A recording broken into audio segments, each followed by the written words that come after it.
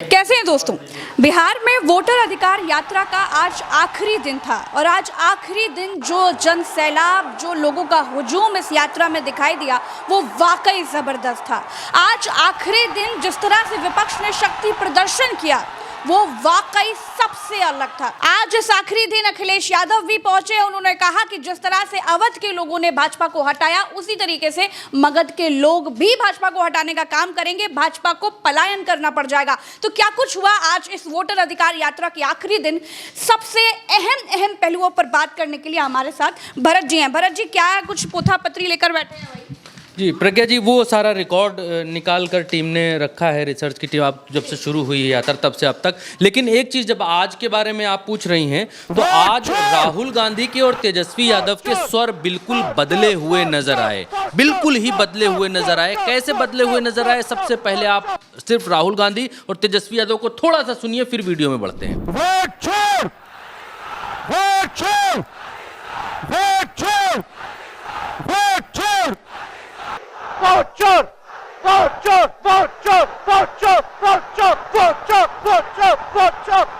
प्रज्ञा जी, आज इस वोट अधिकार यात्रा का आखिरी दिन था, लास्ट डे था। इसमें अखिलेश यादव पहुंच चुके थे, कल शाम को ही वो अपने चार्टर्ड प्लेन से बिहार पहुंचे थे और उनके साथ में और लोग भी समाजवादी पार्टी से पहुंचे हुए थे और वो आज यात्रा में शामिल हुए। जैसे ही अखिलेश यादव यात्रा में शामिल हुए, एक जीप पर जब ये तस्वीर दिखाई दी अखिलेश यादव की, तेजस्वी यादव की और राहुल गांधी की, दीपांकर की और वीआईपी वाले भाई साहब की, तो ये सब जब एक जगह पर इनकी तस्वीरें दिखाई दी तो बिहार में सियासी तूफान आना बेहद आवश्यक हो गया। इससे पहले भारतीय जनता पार्टी की जड़ें हिल चुकी थीं। भारतीय जनता पार्टी कांग्रेस के दफ्तर पर हमला करने पहुंच गई थी। एक व्यक्ति ने नरेंद्र मोदी को गाली दी और बाद में मालूम चला कि वो भारतीय जनता पार्टी के का ही जो है वो कहीं ना कहीं जो है समर्थक निकला और आसपास का व्यक्ति निकला। सोशल मीडिया पर उसकी फोटोएं एक के बाद एक वायरल हो गई। भारतीय जनता पार्टी की खींच दिखाई दे रही थी, लेकिन इसी बीच अखिलेश यादव पहुंच गए और उन्होंने ताबूत में आखिरी कील जाकर ठोक दी।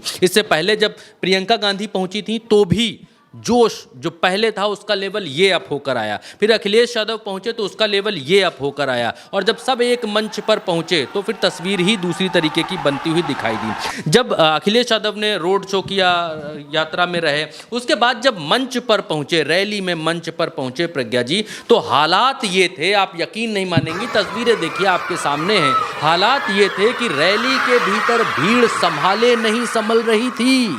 यात्रा का ये आखिरी दिन था प्रज्ञा जी और इस आखिरी दिन बड़ी सारी चीजें की गई थी, बड़ी सारी तैयारियां की गई थी, लेकिन आगे जो भीड़ थी उसको काबू नहीं कर पाई नीतीश कुमार की पुलिस के पसीने छूट गए। हुआ ये था कि रैली के बाहर आप तस्वीरें देखिए, एकदम मंच के नीचे, क्योंकि मीडिया का पंडाल बनाया जाता है, तख्त रखकर ऊंचा किया जाता है, उसके ऊपर मीडिया के कैमरे लगते हैं, तो उन कैमरों के आगे पहुंच गए लोग और फिर ये हुआ कि वो कैमरों के आगे सब झंडे लहराने लग गए और जो भाषण है वो लोग अपने मोबाइलों में रिकॉर्ड करने लग गए, मीडिया के कैमरे पीछे रह गए। प्रज्ञा जी, ये भीड़ का आलम था आज की इस रैली में और ख़ास तौर पर अखिलेश यादव जब इस रैली में पहुंचे तो जो समर्थकों का उत्साह था वो और ज़्यादा 2 गुना हो गया। लोग इस पल को अपने कैमरे में कैद कर लेना चाहते थे।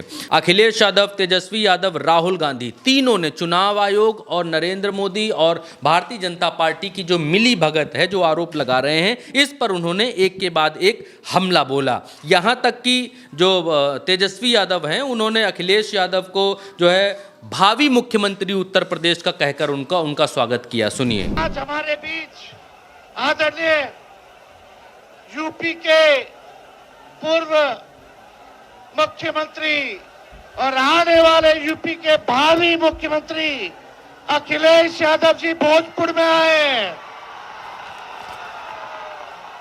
एक बार अखिलेश यादव जी के लिए दोनों हाथ उठा के ताली मार करके स्वागत कीजिए।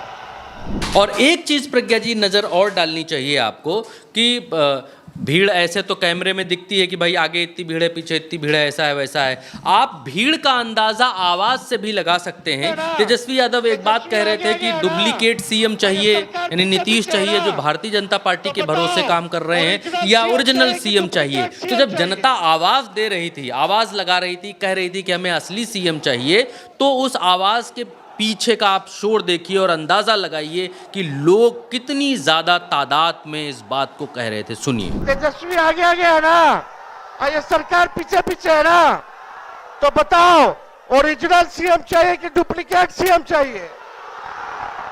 सुनाई नहीं दे रहा। ओरिजिनल, फिर से बोलो, फिर से बोलो, फिर से बोलो।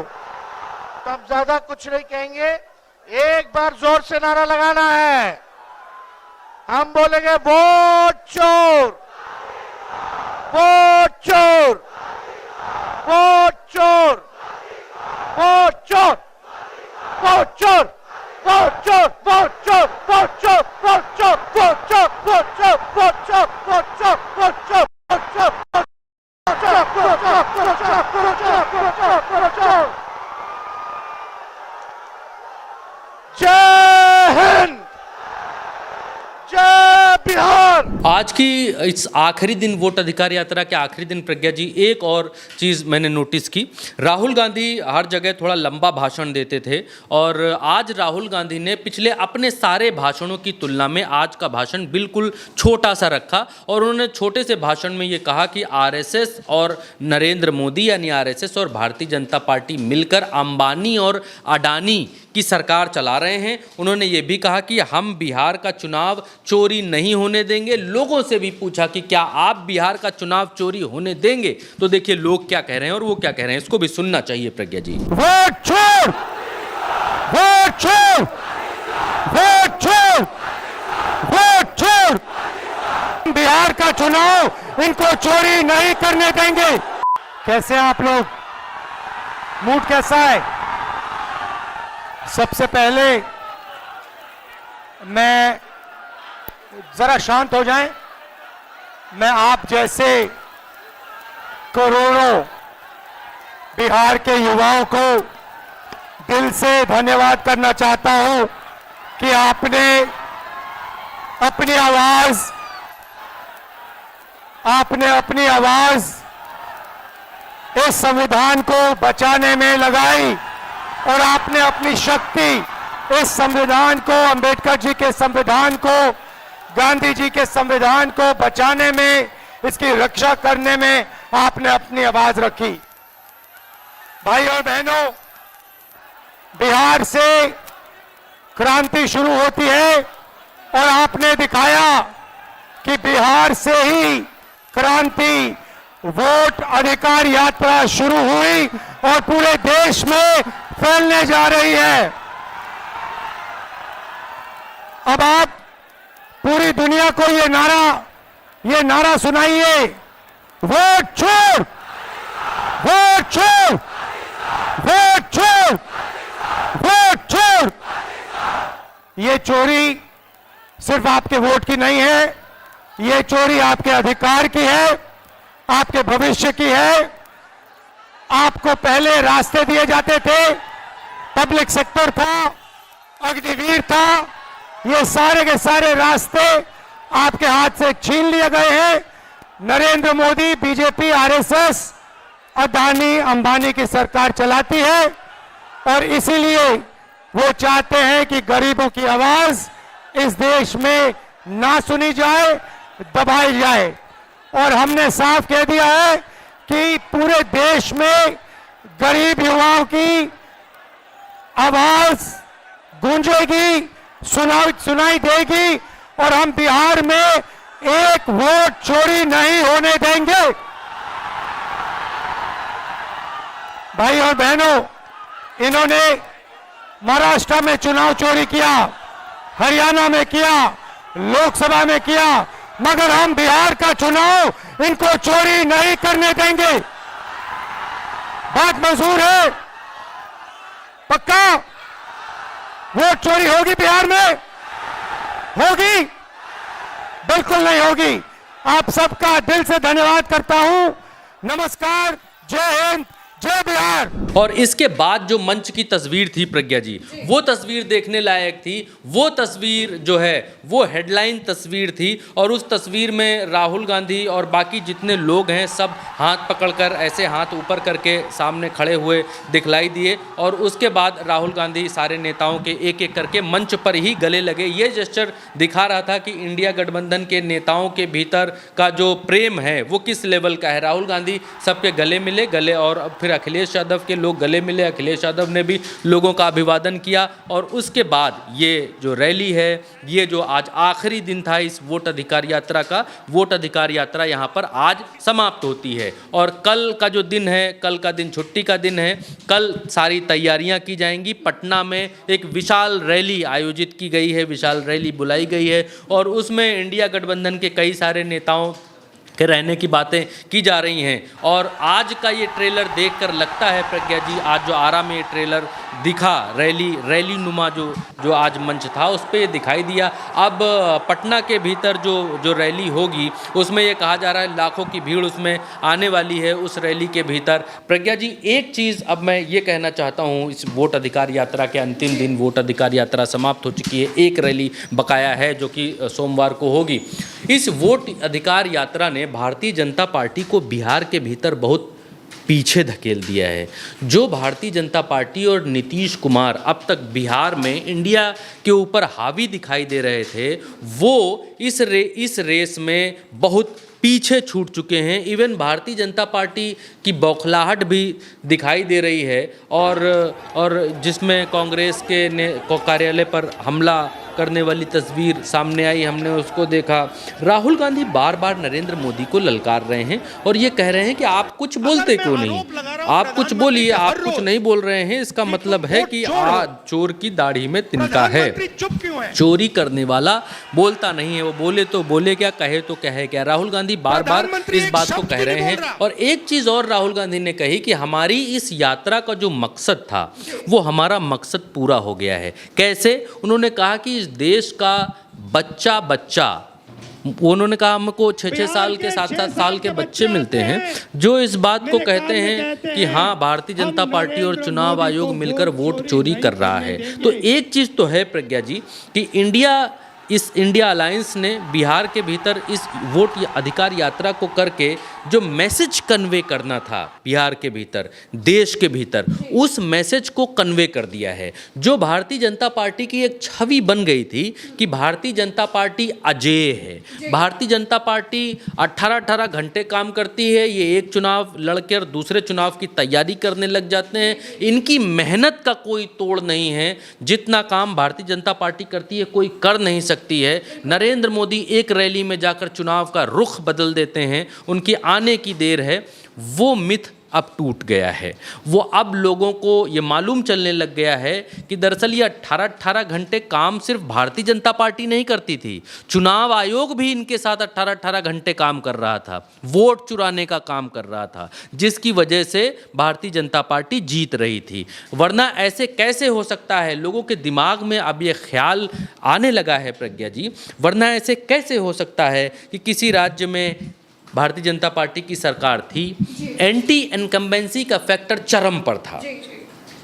इस देश में 70-80 सालों का लोकतांत्रिक इतिहास होने जा रहा है और इस लोकतांत्रिक इतिहास में चुनाव हारे और जीते लोगों की नाराजगी के आधार पर या खुशी के आधार पर ही जाते हैं। यही तो लोकतंत्र की खूबसूरती है कि अगर वोटर नाराज है किसी सरकार से तो वो सरकार बदल देता है, खुश है तो रिपीट करता है। लेकिन भारतीय जनता पार्टी के इतने कार्यकालों में या भारतीय जनता पार्टी के चुनाव लड़ने की क्रोनोलॉजी में ये दिखलाई दिया है कि जनता कितना भी नाराज हो, बेरोजगारी कितनी भी हो, जनता त्राही त्राही कितनी भी कर रही हो, जनता सरकार को कितना भी गाली बक रही हो, युवा नौजवान नौकरी खोजने वाले लोग कितना सरकार को कोस रहे हों, भारतीय जनता पार्टी की सरकार को कोई फर्क नहीं पड़ता, किसान रास्ते पर हों, कुछ भी कर रहे हों, कोई फर्क नहीं पड़ता।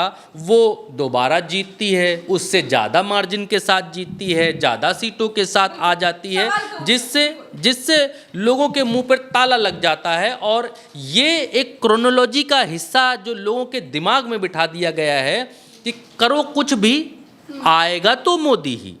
ये जो आएगा तो मोदी ही है, ये कॉन्फिडेंस राहुल गांधी ने बताया कि ये जो कॉन्फिडेंस है ये कहाँ से आ रहा था। 50-50 सालों तक हम राज करेंगे, ये कॉन्फिडेंस कहाँ से आ रहा था। जनता खुश है, ना खुश है, कुछ भी है, तो ये कॉन्फिडेंस आ रहा था चुनाव चोरी से। राहुल गांधी ने इस यात्रा के जरिए ये समझा दिया है प्रज्ञा जी कि चुनाव चोरी से ये कॉन्फिडेंस आ रहा था। ये कोई चमत्कार नहीं है, लोगों का प्यार नहीं है। लोग कुछ भी हो, संकट में हो, बोले कि ये आप इस एक क्रोनोलॉजी, मैं थोड़ा सा समय और लूँगा, एक क्रोनोलॉजी आप प्रज्ञा जी आपको एक और समझनी पड़ेगी।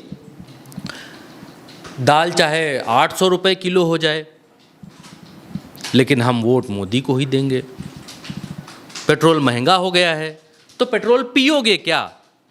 ये जो एक नैरेटिव जो गढ़ा गया और लोगों के सामने पेश किया गया, ये बताया गया कि किसी भी समस्या, किसी भी परेशानी का कोई फर्क नहीं पड़ता है, हम वोट तो मोदी जी को ही देंगे, ये बताने की कोशिश की गई। और वो जो पीड़ित समाज है, जो परेशान समाज है, उस समाज को दिखलाने की कोशिश की गई कि तुम्हारी परेशानी कोई परेशानी नहीं है, महंगाई कोई परेशानी नहीं है, बेरोजगारी कोई परेशानी नहीं है, किसानों की कोई समस्या नहीं है, कुछ परेशानी नहीं है। मोदी को लाने का ही सबसे बड़ा काम करना है लोगों का। तो ये जो एक क्रोनोलॉजी बनाई गई थी, लोगों के दिमाग में भरा गया था कि भैया हम क्या कर लेंगे, हम परेशान हैं तो क्या कर लेंगे भाई, कहीं और देंगे तो उससे अच्छा यहाँ दे दो। और ये ना भी हो रहा हो तो चुनाव, राहुल गांधी ने बता दिया कि आप कहीं भी दे रहे हो, चुनाव आयोग आपके वोट में खेल कर रहा है, भारतीय जनता पार्टी को जिता रहा है। तो वो मिथ लोगों का अब टूट गया है। अब लोगों को ये लगने लग गया है कि हाँ, हम वोट नाराज तो थे गुरु, वोट हमारा जो है वो हम वोट तो सही जगह कर रहे थे, लेकिन ये लोग वोट चोरी करके सरकार बना ले रहे थे। अब ये लोगों के दिमाग में पूरी तरीके से बैठ गया है। और जो संदेश विपक्ष देना चाहता था इस वोटर अधिकार यात्रा के जरिए, वो पूरी तरीके से लोगों तक पहुंचा दिया है, यह भी बिल्कुल साफ दिखाई दिया। फिलहाल आज वोटर अधिकार यात्रा का आखिरी दिन था। आरा में ये वोटर अधिकार यात्रा समाप्त हुई। इस यात्रा में अखिलेश यादव भी थे और ये जो शक्ति प्रदर्शन दिखाई है, वाकई आज तक की सभी यात्राओं से सबसे अलग और सबसे जबरदस्त था। अब देखना यह है कि जो विशाल रैली सोमवार को होने वाली है, उसमें क्या कुछ होने वाला है। फिलहाल जो दिखाई दिया वो ये रहा कि नीतीश कुमार की सरकार और उनकी पुलिस प्रशासन सबकी चूल्हे हिली हुई हैं। तो फिलहाल हमारे साथ इतना ही। चैनल को सब्सक्राइब कीजिएगा, वीडियो को शेयर कीजिएगा और आपकी महत्वपूर्ण राय हमें कमेंट पे बताइएगा। नमस्कार, जय हिंद।